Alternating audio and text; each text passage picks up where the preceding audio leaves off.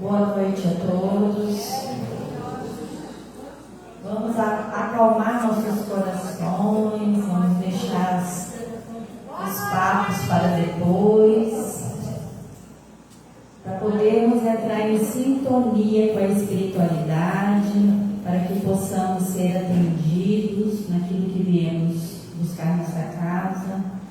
Então vamos nos acalmar, elevar os nossos pensamentos.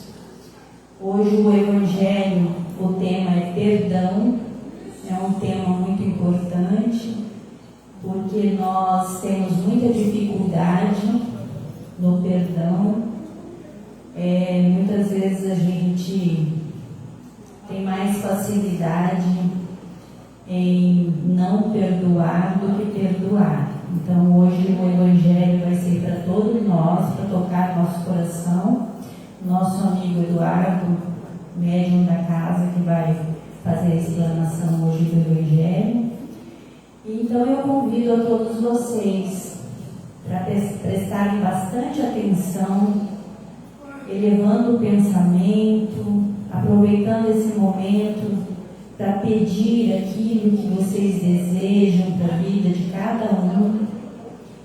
Se estão com alguma angústia, eleve o pensamento, preste bastante atenção, que a espiritualidade já está presente e conforme for o pensamento de vocês, é o tratamento que vocês receberão aqui dentro da casa, né? Porque temos que ter sintonia com a espiritualidade. Para isso, convido a todos para fazer a oração do Pai Nosso. Pai nosso que estais no céu, santificado seja o vosso nome. Venha a nós o vosso reino, seja feita a vossa vontade, assim na terra como nos céus. O perdão, perdoai, desculpa. O pão de cada dia nos dai hoje. Perdoai as nossas ofensas, assim como nós perdoamos a quem nos tem ofendido, e não nos deixeis cair em tentação, mas livrai-nos do mal. Vocês me perdoem porque eu estou passando por uma dificuldade e às vezes eu saio de sintonia, tá bom? Me perdoem. Fiquem à vontade para escutar o Evangelho de hoje.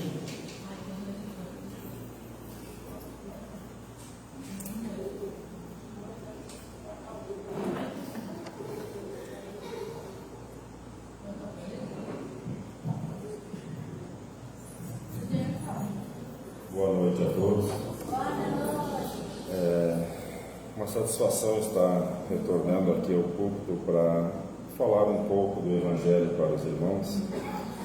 E primeiro, Silene, não tem que perdoar porque um erro não foi um erro, né? Isso acontece com todos que passam alguma dificuldade ou algum momento de aprovação.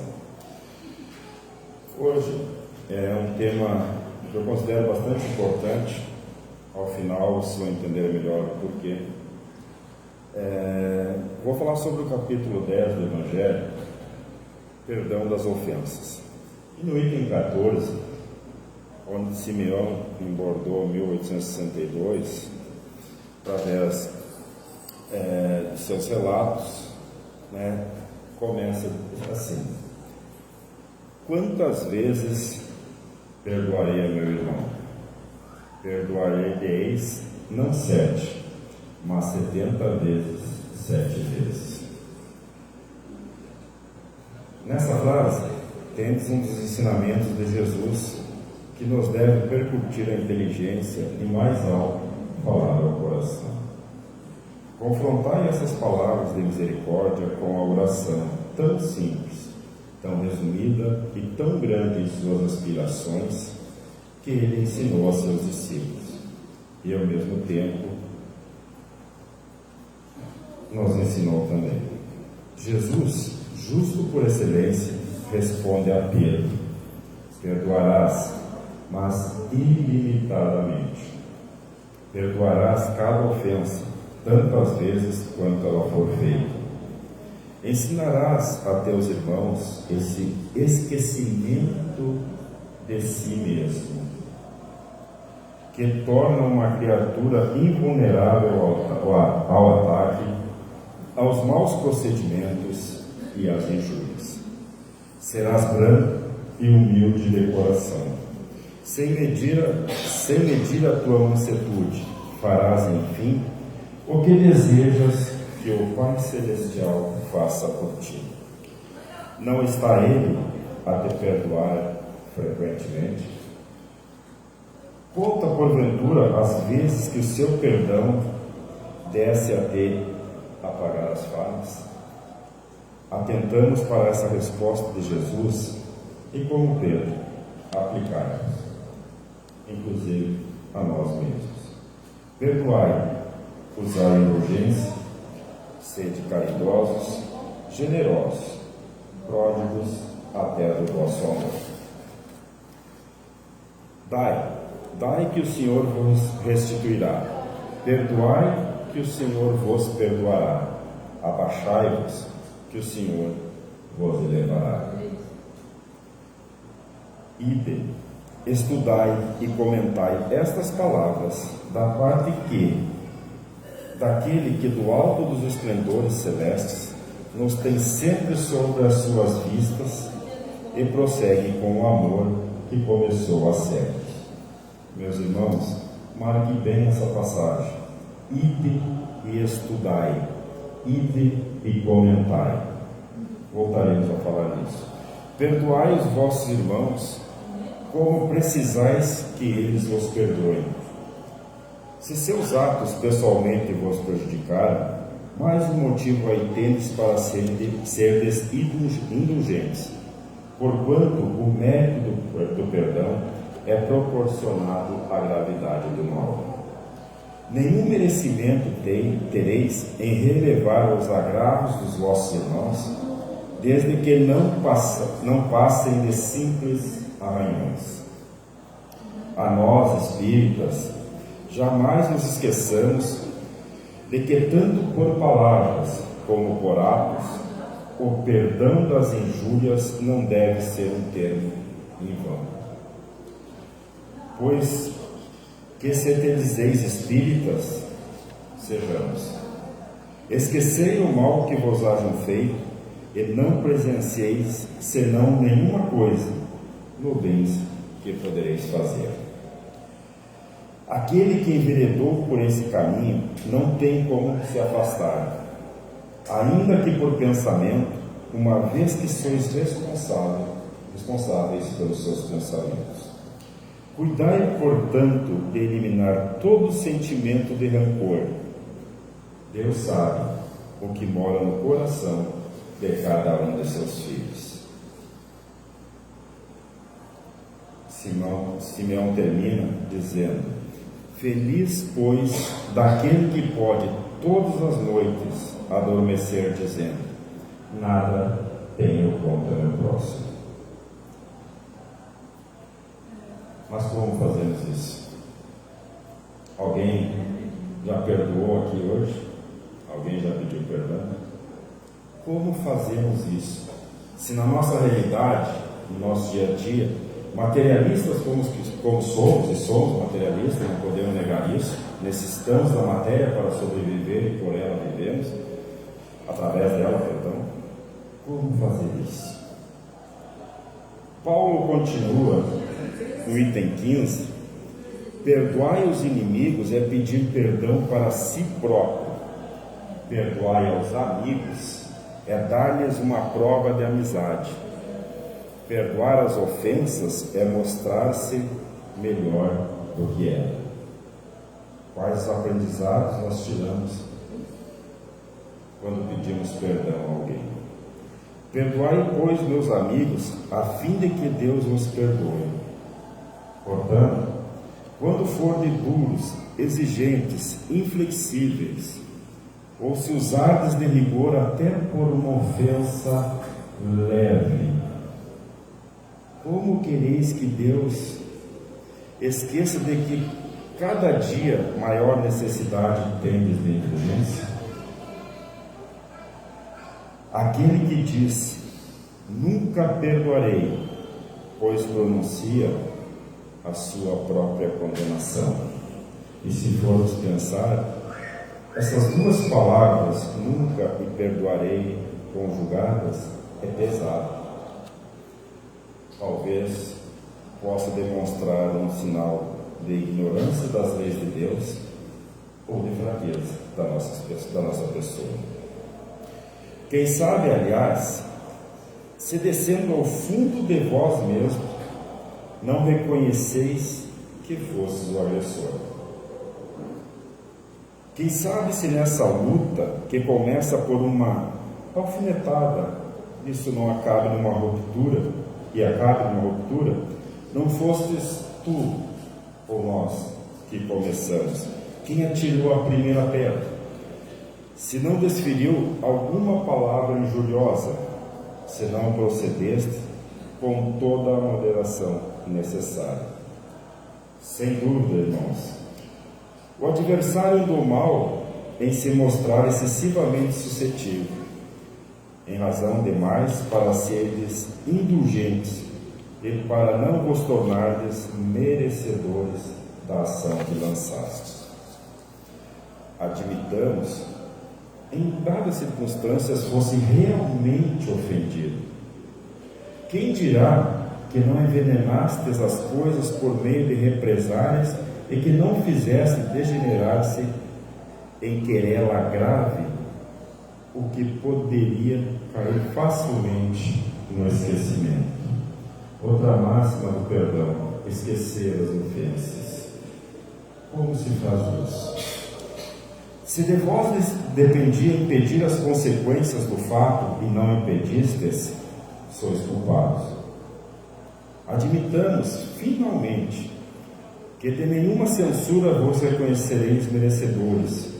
Mostrai-vos clementes, e com isso só fareis com que o vosso mérito cresça. Meus irmãos, há duas maneiras bem diferentes de perdoar: ao perdão dos lábios, ou como nós falamos, da boca para fora, e ao perdão do coração. E isso faz muito sentido no nosso dia a dia. Como nós usamos muitas vezes esses dois tipos de perdão. Às vezes, usamos o perdão dos lábios como um estanque, uma maneira de acalmar momentaneamente os corações. E depois vamos para casa, ler os ensinamentos, ler as escrituras, refletir sobre o ocorrido. E realmente podemos chegar no perdão do coração. Outras vezes, fica apenas palavras ditas em vão. Mas o perdão sincero tem que estar no fundo do nosso coração. Muitas pessoas dizem com referência ao seu adversário: eu lhe perdoo. Mas interiormente alegram-se com o mal que lhe advém, comentando que ele tem o que merece. Todos nós temos o que merecemos, mas não somos nós que temos que julgar o que os outros merecem. Quantos não dizem, perdoo e acrescentam, mas não me reconciliarei nunca? Porque sois tão duro? Quem será que precisa ser perdoado? Será que é o outro? Ou será que é você? Não quero torná-lo a vê-lo em toda a minha vida. Será esse o verdadeiro perdão? Não. O perdão cristão é aquele que lança o véu sobre o passado. E esse, o único que vos será levado em conta, visto que Deus não se satisfaz com aparências. Ele sonda o excesso do coração e os mais secretos pensamentos. Ninguém me impõe por meio de vãs palavras ou simulações. O esquecimento completo e absoluto das ofensas é peculiar às grandes almas. e nós estamos, talvez, trabalhando para nos melhorarmos, mas talvez nós não consigamos ter ainda todo o conhecimento, toda a caridade, toda a bondade para o esquecimento.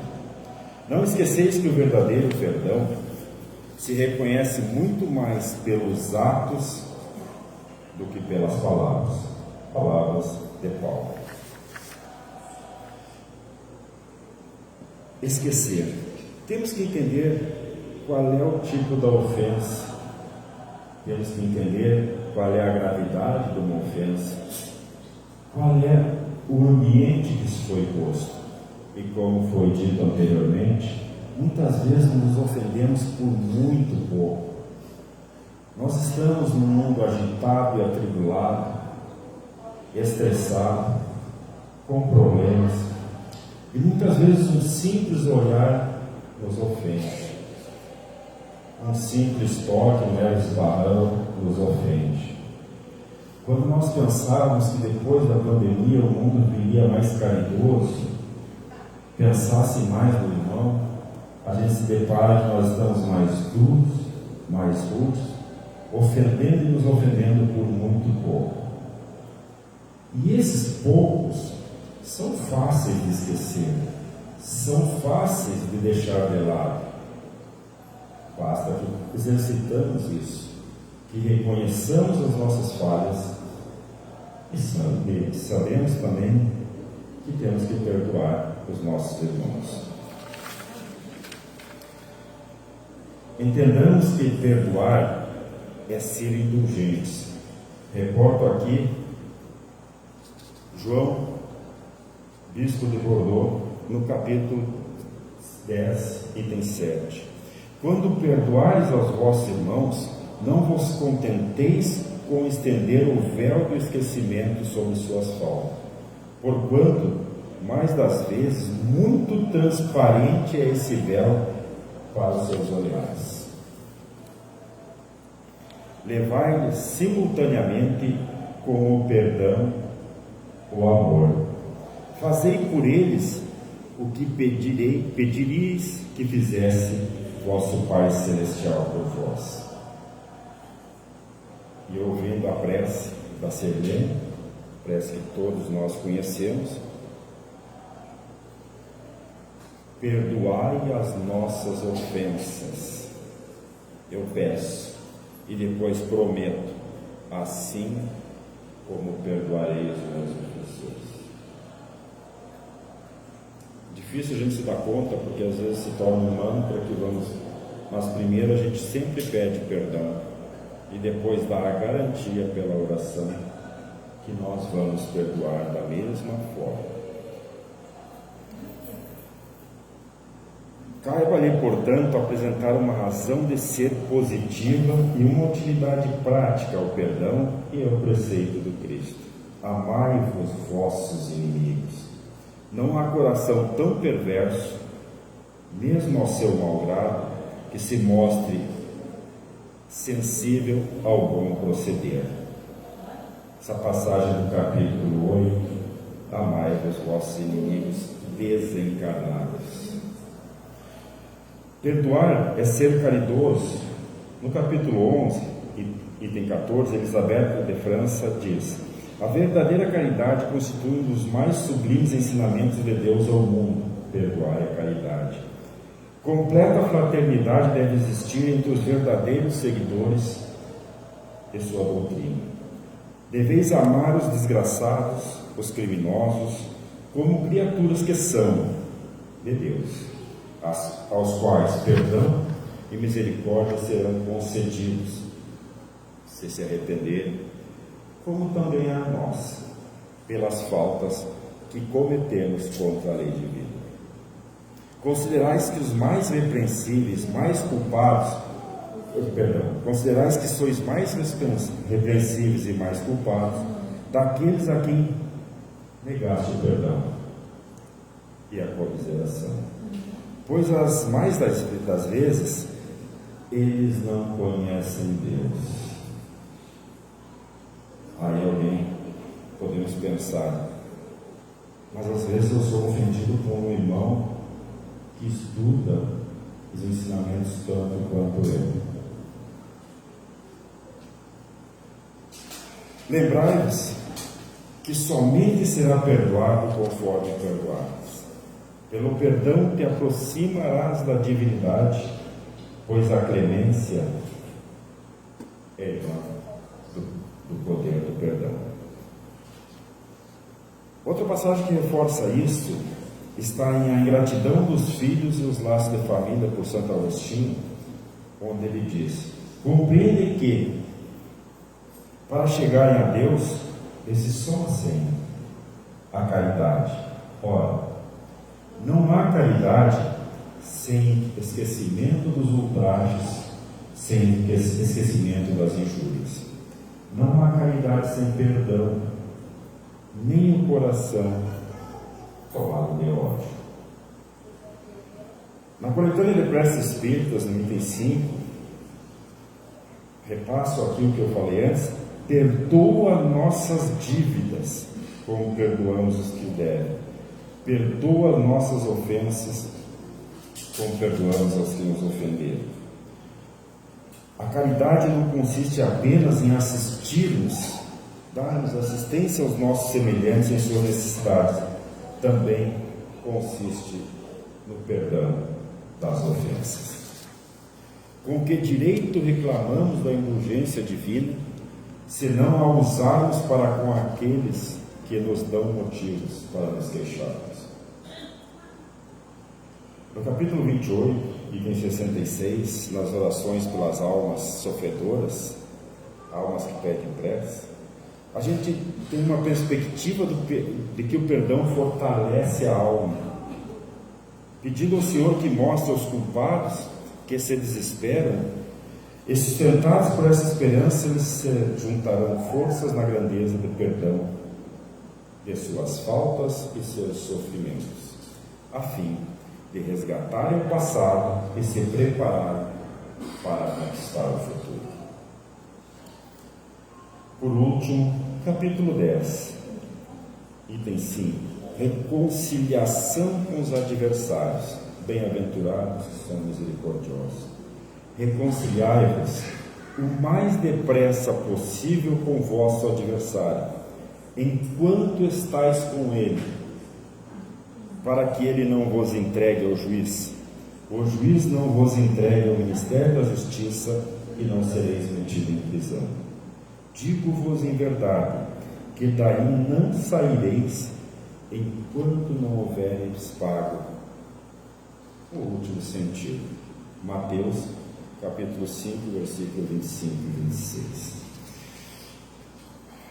Então, meus irmãos, como aplicar esses ensinamentos no nosso dia a dia? Como perdoar os inimigos? Como perdoar os amigos? E principalmente, como perdoar a nós mesmos? Talvez uma das tarefas mais difíceis que tenhamos.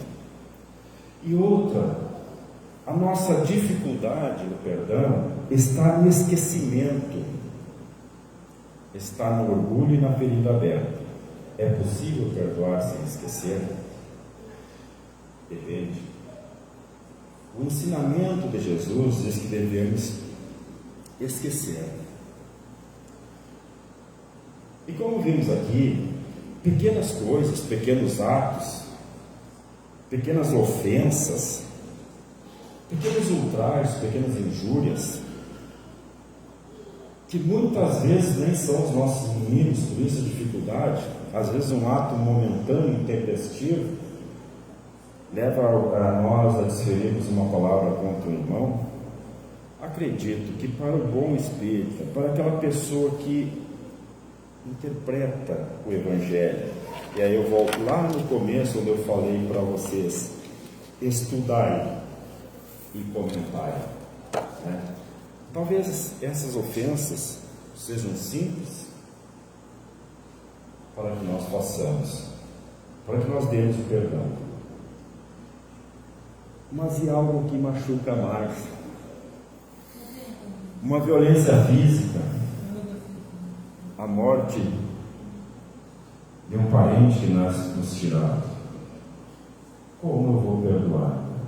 E aí eu me lembro de uma irmã dessa casa, que já não está entre nós, partiu muito jovem por esses desígnios, que uma vez fazendo um evangelho aqui, falando sobre perdão, e ela tinha um jeito forte de falar, ela falou: posso perdoar sem esquecer? E aí tinha umas senhoras na frente, muito leitoras, estudiosas do evangelho, disse: não, se você não esquece, você não perdoa. E ela usou o seguinte exemplo: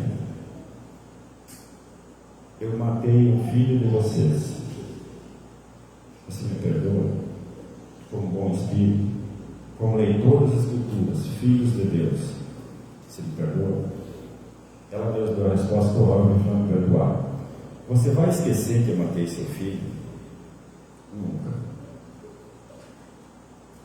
Então, às vezes, o fato não é que deve ser esquecido. O fato é esquecer o quê? E aí eu vou voltar na minha infância, quando eu era apenas um guri, que ia na igreja e não entendia muita coisa do que o padre falava, e numa dessas ele fala que Jesus disse: quando te deres uma bofetada, dê outra face. Mas eu, um guri de 7 anos, dizia assim: mas esse Jesus aí é meio tonto, levou uma bofetada e vai dar outro lado.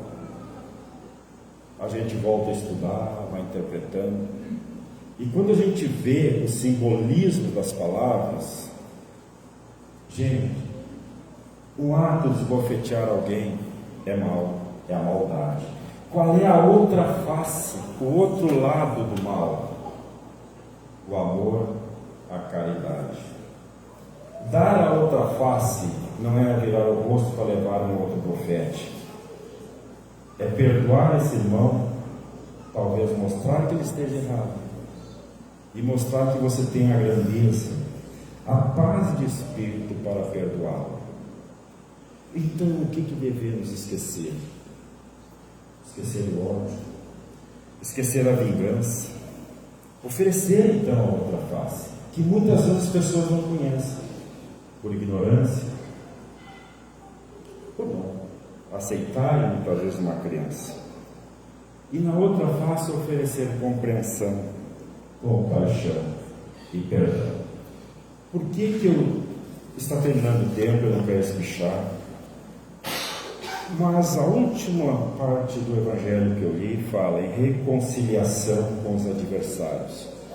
E tem uma passagem que diz aqui, que eu li, acabei de ler para vocês,